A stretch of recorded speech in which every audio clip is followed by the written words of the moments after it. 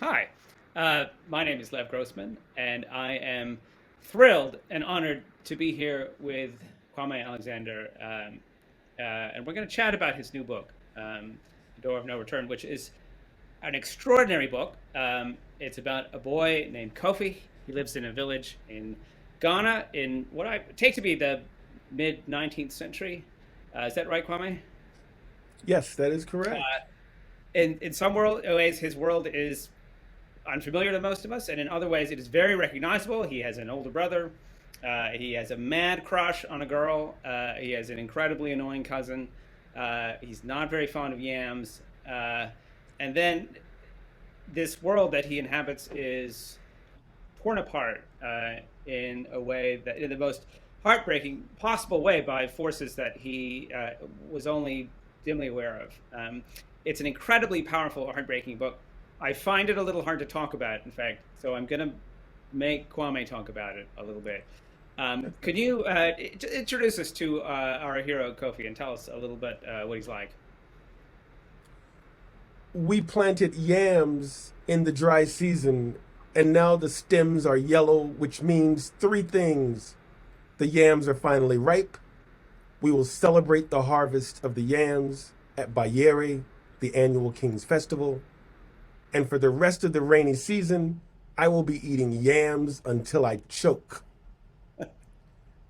So you brought up the yams, so it just reminded me of that piece where I was trying to sort of set up the fact that a big festival is going to take place in Kofi's village and sort of, set it up from the point of view of a 12-year-old kid who is not necessarily thinking about the breadth and depth of this festival, but is more concerned with what are we going to eat. And, and that was sort of the challenge and the sort of my modus operandi with writing this book.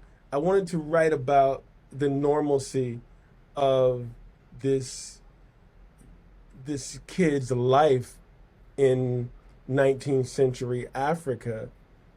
And I wanted to write about it in a way that any kid could connect or relate to it. Any reader would be able to say, oh, wow, this makes sense. Um, and then once I sort of, you know, took you out of that normal, um, um, accessible, comfortable place, and took you to this very uncomfortable place, which, is that you alluded to, you would at least have this sort of frame of reference to appreciate the humanity of this kid. I guess, to answer your question, I will say this: I wrote this book to be able to you remind people that the story of black people in America did not begin in 1619. It did not begin in slavery. Black history is goes way, further back. And I really wanted to look you know, at what has been called the dark continent and bring some light to it. It doesn't feel dark in your book. It feels very, very bright and very real. Have you spent a lot of time in Ghana? Did you do a lot of research for this book? It feels very lived in this world that he's in. And does his attitude toward yams reflect your feelings about yams? It reflects my feelings about spinach and broccoli as a kid, you know. But no, I didn't eat. Yeah, I guess I didn't eat yams. My sisters loved them. Now I eat them. There's so many foods now that I eat, like Brussels sprouts, that I wouldn't eat as a kid. But that wasn't your question. Your question was I visited Ghana for the first time in 2012, and I've been 11 times. I have built a library and a health clinic in the eastern region of Ghana. I've, you know, there are a lot of friends that I've made in Ghana. I've fallen in love in Ghana. I mean, there's so many different, I visited the slave castle um, in Ghana 7 times. So I think probably those 11 visits that I made to Ghana for work, for play, they were all a part of my research. And it was, from 2012 to 2018, again, I made 11 visits. And it was somewhere during one of those visits, probably, to the Cape Coast or the Elmina Castle that was built by the Dutch or the Portuguese back in the 1500s. It was on one of those trips where I said, I've got to write a story, like something, this, I've got to tell a story here one day. And so inadvertently, it all became research. Now, when I got down to actually writing the book, yeah, I read a bunch of books, um, listened to quite a few lectures, talked to my father, who's an African historian, and so did sort of the earnest research that supplemented those 11 visits. Kofi has a wonderful. His language is very wonderful. He himself is kind of his life is a little bit split between English, the English that he's being taught, and his mother tongue. Could you talk about that a little bit? Because English has a particular sort of feeling and meaning for him. Yeah, so the book is, again, it's set in Ghana, and it's in the 19th century, and so thus, I, I had to do a lot of research in terms of understanding what Ghana was like then versus what it was like when I visited. It wasn't called Ghana. Um, um, English didn't become the primary language until much later when the British colonized Ghana, which was which was post 1860. It was in the late 1800s. And so as I was writing the book, when I first started writing it, English was like the language being taught in the village. Like it was a part of, it was the English, it was a part of the lexicon. It was what was the teachers were teaching. It was what was being spoken. And then as I, got into the writing and sort of doing my research and realizing that, wait a minute, Kwame, your book is set in 1859, 1860. That's not the case. So then I had to figure out, well, how am I going to introduce English, the language, and and so that's when I got the idea that there were quite a few European Europeans, whether it be the Portuguese, the Dutch, the British, the Spanish, who found their way to the Gold Coast, as it was called then, for trade. And in many instances, there were Africans on the coast or inland who were taught by some of these Europeans. And so I sort of took the leap and said, well, maybe there's a teacher in the school who happened to be taught by one of these European teachers and was taught English and is now trying to bring that back to the village. But the village is not really ready to accept that language yet. And so there's that sort of dichotomy and that conflict between trying to maintain some of the established, the cultural traditions of, as it were, Black Africa in general and in Ghana in particular, and trying to usher in the new, which of course, as we know, was not the best thing, was not a good thing. And so I thought showing that dichotomy would be an interesting way to jump off the book, um, Yeah. between Kofi and his teacher. Let's talk about his swimming. Like in a lot of your books, there's a sort of central athletic activity that the hero does, and it is expresses a lot of who he is, and gives you a sense of his kind of physicality. And for Kofi, it seems to be swimming. Talk a little bit about swimming and the swimming challenge that he is getting built up in the first half of the book. Yeah, well, I write a lot of sports books. I wrote a book called The Crossover, which is where I am now. I'm in New Orleans. We are filming a TV series for Disney Plus based on The Crossover. So thus all of the inspirational scenes behind me. This is my studio office. But I wrote a book called The Crossover about basketball. I wrote a book called Booked about soccer. I wrote a book called He Said, She Said about football. I wrote a book called Swing about baseball. So, that's sort of my, my thing. How do I use sports as a metaphor for our lives? And so as I was, thinking up this book, I thought, well, what sport would I want to write about? And it occurred to me that um, there's this sort of superstition in the black community, Lev, that black people do not like to swim, like we don't like water, and that's it's a myth. But there's some truth to it, because it goes back to Middle Passage, to Africans being stolen from their land and being put on ships and having to travel months in the hull of the ships across these blue waters, these blues, as it were. And so this notion that black people don't like the water comes from that. Makes sense. At the same time, black people, Africans in particular, had, a plethora of fishing villages, especially on the coast. And so in my mind, I was like, oh, wait a minute. If we had fishing villages, which it meant we fished, which meant we probably had to know how to swim in case we, found ourselves in the water to avoid drowning. And so I started doing research on sort of the origins of swimming, and it was, it wasn't in, in England. It wasn't in China. Certainly there's some very early origins of swimmers, but in West Africa in particular, I found these amazing tales and stories about swimmers. And of course, it wasn't called swimming per se.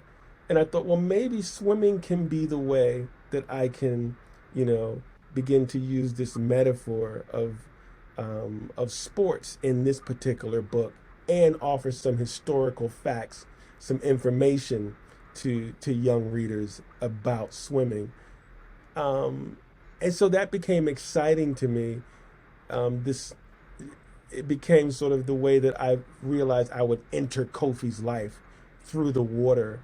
Um, and again, knowing that the water would play such a huge role in this book, I thought swimming would make the best metaphor. And then once I figured out how I was going to weave, how I was going to flow the the swimming throughout the book, the beginning, the middle, and ultimately that end, it was exciting to me.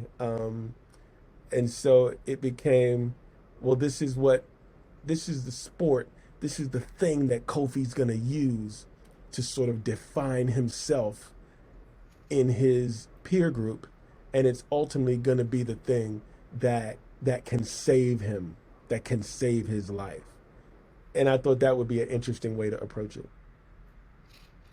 I don't want to talk too much about the latter half of the book, because it's so powerful, and I like the idea of people experiencing it without too much blabbing from me first.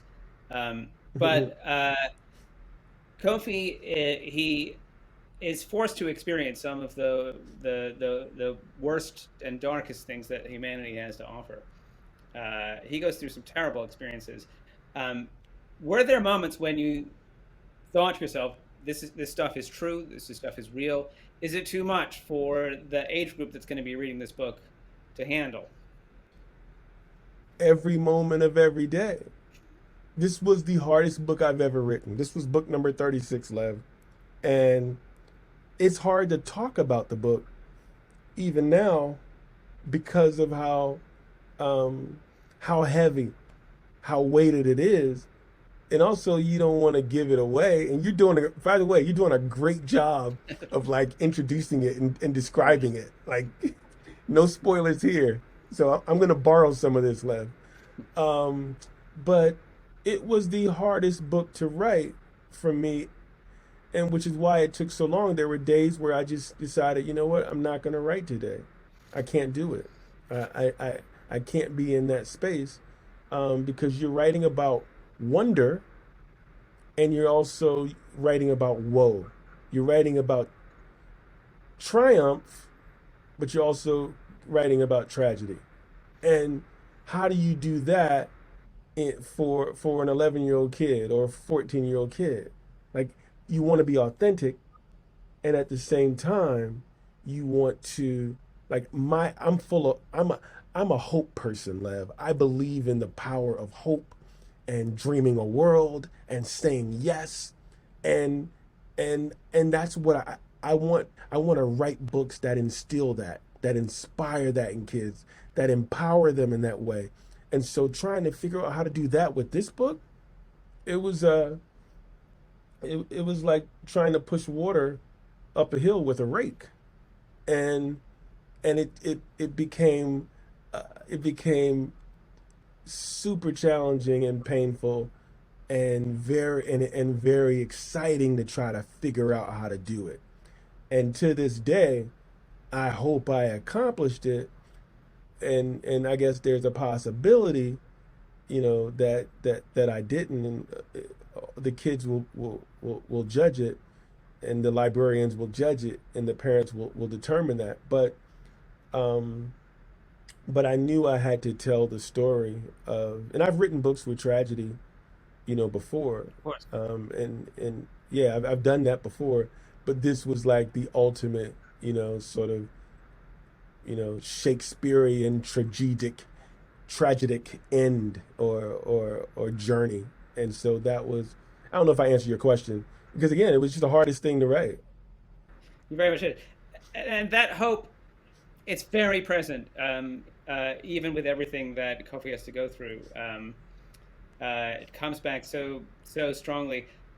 I'll ask you a different question, and it's a question that you have probably never gotten through an interview without, which is about the verse novel.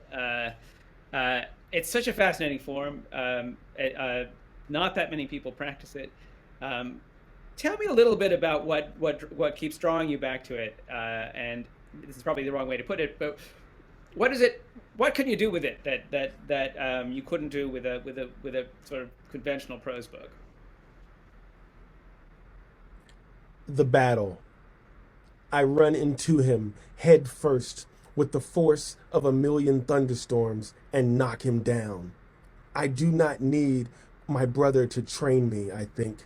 I am an able hawk haunting my prey, hunting my prey. The thud of his back slapping the wet ground delights me, tightens my will, brings a loud silence, and sends the heads of our mates jerking back in disbelief. This had been my strategy in the few moments that my heart grabbed all common sense and held it hostage. Catch my cousin off guard. Attack like a wildcat. Straight and quick. Injure him just enough so he cannot retaliate. Do any more damage to her, to Amma, to me. What had not been my plan was him lying there dead, then coughing his way back to life and laughing and jumping up, wiping the mud from his back, wagging his finger at me, then chanting the war song that everyone knew and loved and shouted back to him, "Oh say ye, oh say ye, oh say ye, oh say ye." And when the singing stopped, the silence erupted. I think what the poetry does for me, it allows me to talk about really heavy, expansive, big things in a few words, which then allows the reader to be impacted by it in an immediately emotional way, where normally it might take a couple pages or a chapter. I can do it in 34 lines. And that is exciting to me, to be able to use metaphor, to be able to use,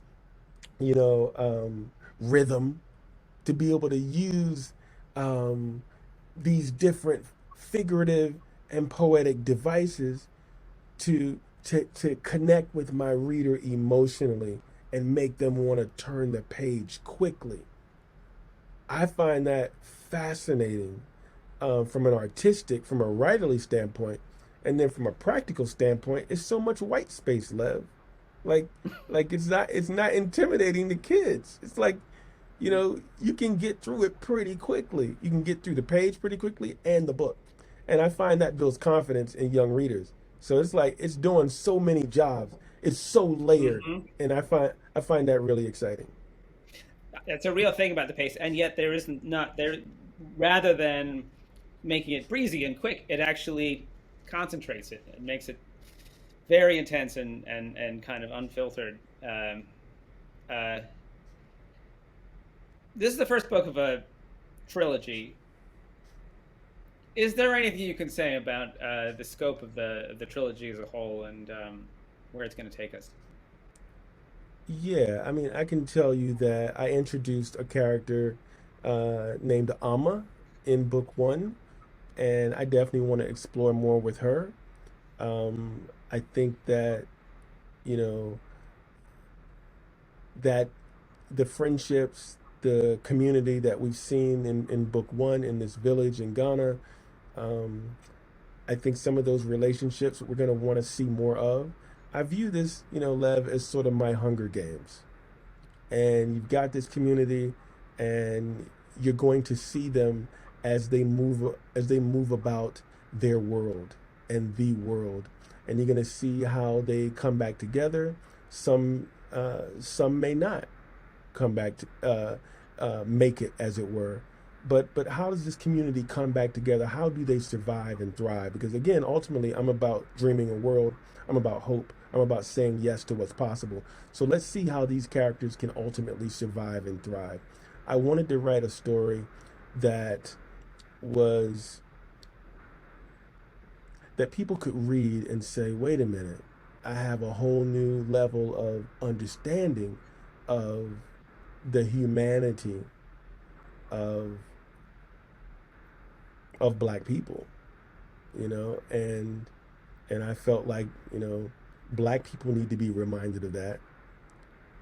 White people need to be told that.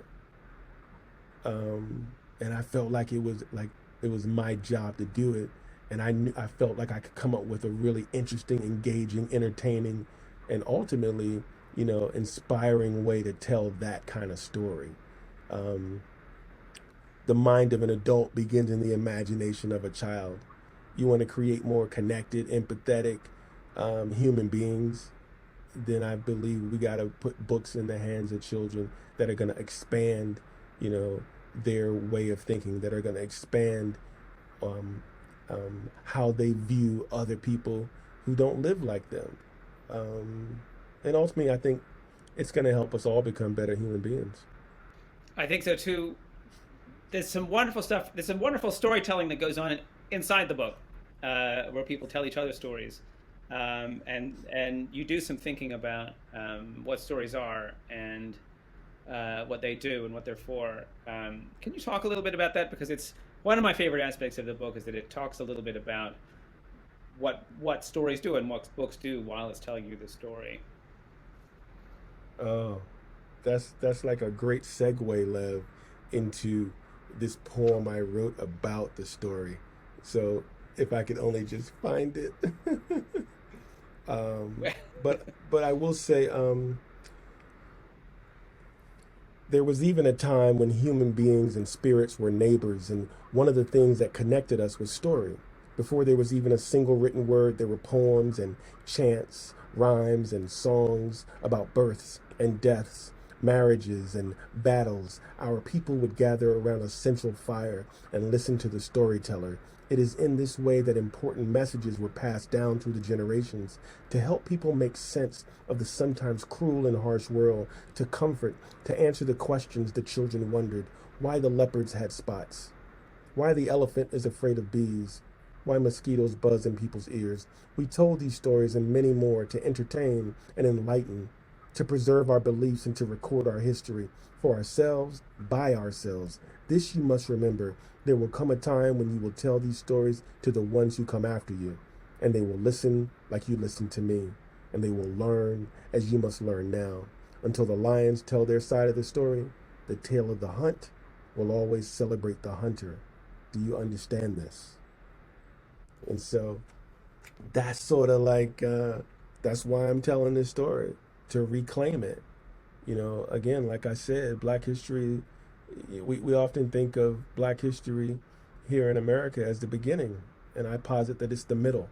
So with the door of no return, I wanted to sort of refashion, reimagine what the beginning was for students, for teachers, for parents, for readers, for us. Let's change the narrative so that we can have an understanding of of the real roots of this tree, that we sprung from. Thank you for doing that. Thank you for this book, which is just an incredible gift.